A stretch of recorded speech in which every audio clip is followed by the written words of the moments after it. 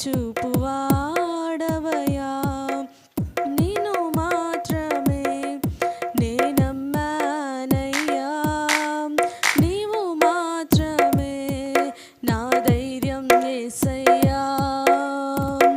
నీవు సెలవీయగా కలుగనిదేముంది వాకును పంపగా జరుగనిదేముంది